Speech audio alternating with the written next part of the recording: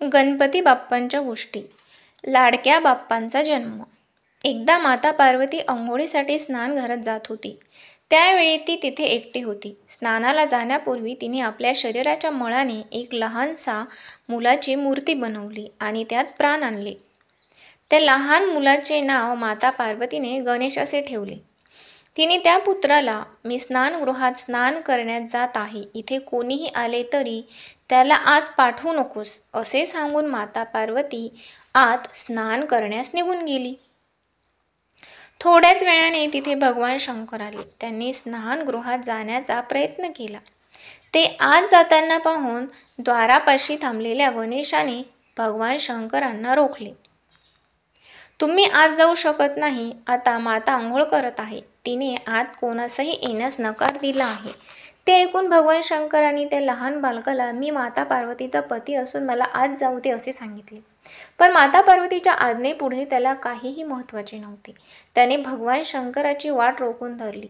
आपला असा अपमान करतो हे पाहून भगवान शंकर क्रुद्ध झाले. त्यांनी त्या बालकाचे शिर उडवले. ते आत स्नानगृहात गेले. त्यांना स्नानगृहात आलेले पाहून माता पार्वती चिडली. ती भगवान शंकरांना म्हणाली, मी दरवाजापाशी एका बालकास उभे केले आहे.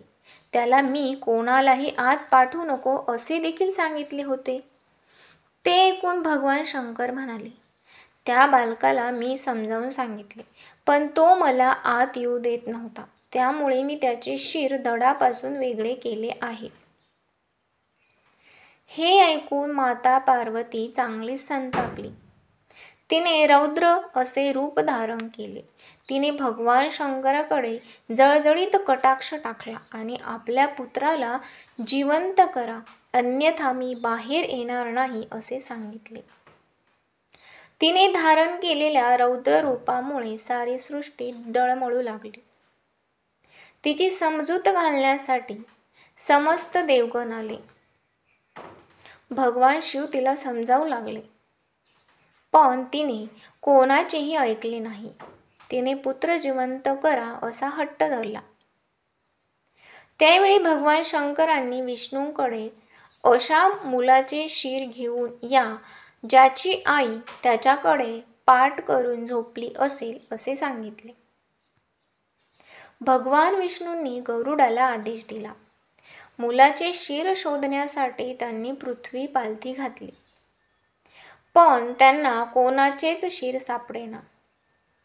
शेवटी त्यांना एक हत्तीण दिसली, जी आपल्या पिल्लाकडे पाठ करून झोपली होती. त्या पिल्लाचे शिर घेऊन गरुड यांनी विष्णूकडे दिले. विष्णूंनी ते महादेवांना दिले. आपल्या शक्तीने त्यांनी त्या बालकाला हत्तीचे शिर लावून जिवंत केले. त्याला जिवंत पाहून माता पार्वती शांत झाली. इतकेच नाही तर पुनर्जन्मलेल्या त्या लाडक्या बालकाला खास आशीर्वादही देण्यात आले. कोणत्याही शुभ कामाची सुरुवात करण्यापूर्वी अग्रस्थानावर तुझे नाव असेल. कोणत्याही कार्यात सगळ्यात आधी पूजा करण्याचा मान असेल, असा आशीर्वाद देण्यात आला. म्हणूनच आपल्याकडे कोणत्याही कार्याची सुरुवात ही बाप्पाच्या पूजेनच होते. यानंतर आपण दुसरी कथा बघणार आहोत. बाप्पाचे वाहन मूषकच का आहे? पौराणिक दाखल्यानुसार अशी कथा सांगितली जाते की भगवान इंद्राच्या इंद्रलोकात अनेक अप्सरा या नृत्य सादर करून इंद्राचे मनोरंजन करी. त्या दरबारात क्रौंच नावाचा एक गंधर्व होता. तो दरबारातील अप्सरांसोबत कायम मस्करी करत असे, त्यांच्यासोबत गप्पा मारत असे. ते पाहून एकदा इंद्रदेवाला खूप राग आला. त्याने त्याला शाप दिला की तू उंदीर होशील. तो गंधर्व एक बलवान उंदीर बनून पृथ्वीवर पराशर ऋषींच्या आश्रमात गेला. त्या आश्रमात जाऊन त्याने सगळा आश्रम उद्ध्वस्त केला. त्या उंदराला आवरणे हे आश्रमातील कोणालाच जमेना. त्यावेळी पराशर ऋषी हे गणेशाकडे गेले. त्यांनी झालेला सगळा प्रकार सांगितला आणि या उंदरापासून सुटका करण्याची प्रार्थना केली. हे ऐकून भगवान गणेशांनी पाताळ लोकात गेलेल्या त्या उंदराला पकडले आणि सर्वांसमक्ष उभे केले. त्याच्या गळेला बांधलेला फास इतका घट्ट होता की त्यामुळे त्याला चक्कर आली. त्याला ज्यावेळी जाग आली त्यावेळी तो गणपतीची मनधरणी करू लागला. त्याला आळवू लागला. त्याला त्याची चूक लक्षात आली. हे पाहून बाप्पा खुश झाले आणि त्याने त्यास वरदान मागण्यास सांगितले. पण त्या उंदराचा अहंकार काही कमी नव्हता. त्याने बाप्पाला सांगितले, मला काहीही नको, तुम्हीच माझ्याकडे काहीतरी मागा. त्याचा तो अहंकार पाहून गणपतींना फार राग आला. त्याला अद्दल घडवण्यासाठी त्याने त्या मूषकाला माझे वाहन हो असे सांगितले. त्याने जसे तथास्तु म्हटले तसे गणपती त्यावर जाऊन बसले. त्याच्या वजनामुळे उंदराला श्वासही घेता येईना. त्याला त्याची चूक कळली. त्याने माफी मागत मला तुमचे वजन उचलणे इतके बलवान करा असा आशीर्वाद दिला. त्या दिवसापासून मूषक हे गणेशाचे वाहन आहे. यानंतर आपण तिसरी कथा बघणार आहोत, पृथ्वीची परिक्रमा. एकदा काही देव आपली समस्या घेऊन भगवान शंकराकडे आले. त्यावेळी त्यांच्यासोबत माता पार्वती, गणेश आणि कार्तिकेय देखील बसले होते. भगवान शिवांनी आपल्या दोन्ही मुलांकडे पाहून विचारले, यांच्या समस्यांचे तुमच्यापैकी कोण निवारण करू शकेल? त्यावेळी गणेश आणि कार्तिकेय या दोघांनी आपण सक्षम असल्याचे सांगितले. त्यांचा तो आत्मविश्वास पाहून भगवान शिवांनी त्यांची परीक्षा घेण्याचे ठरवले. भगवान शिव म्हणाले, जो सगळ्यात आधी पृथ्वीची परिक्रमा पूर्ण करून येईल तो हे कार्य करण्यास सक्षम आहे असे मी समजेन. शंकराची आज्ञा मानून कार्तिकेय मोरावर बसून पृथ्वीच्या परिक्रमेसाठी निघून गेला. पण गणेश मात्र तिथेच होता. त्याने विचार केला, या उंदरावर बसून पृथ्वीची परिक्रमा मी काही जिंकू शकणार नाही. त्याने थोडासा विचार केला. शंकर पार्वती जिथे बसले होते त्यांच्या भोवती 7 फेऱ्या मारून त्याने आपली पृथ्वीची परिक्रमा पूर्ण केली.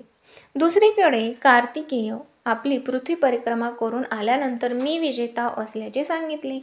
त्यावेळी भगवान शंकरांनी गणेशाला पृथ्वी परिक्रमा न करण्याचे कारण विचारले. त्यावेळी तो म्हणाला की आई वडिलांच्या चरणी समस्त पृथ्वी सामावली आहे, तर परिक्रमेची गरज काय?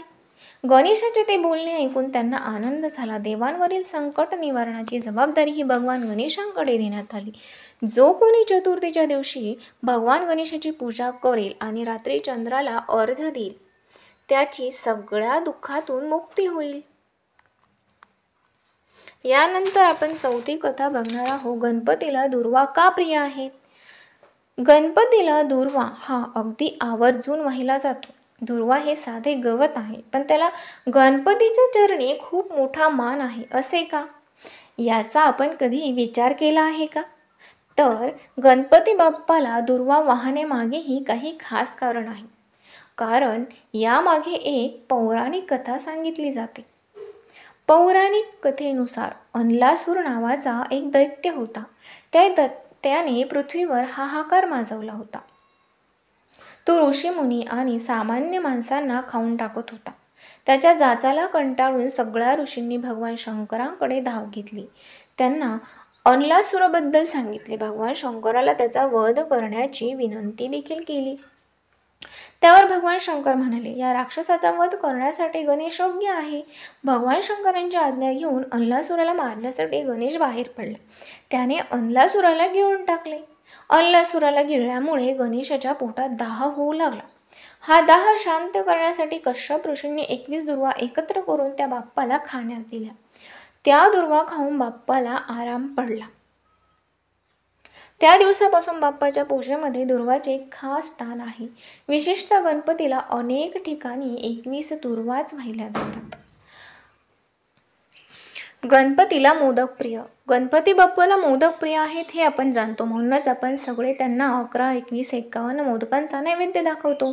मऊ लुसलुशीत असे मोदक हे आपल्यापैकी अनेकांचेही प्रिय असतील. पण गणपतीच्या नैवेद्यामध्ये याचा मान का आहे हे जाणून घेण्यासाठी ही कथा नक्की वाचा. ही कथा आहे माता अनुसयाची. एकदा माता अनुसयेने माता पार्वती, भगवान शिव आणि गणेश यांना आपल्या घरी जेवणास बोलवले.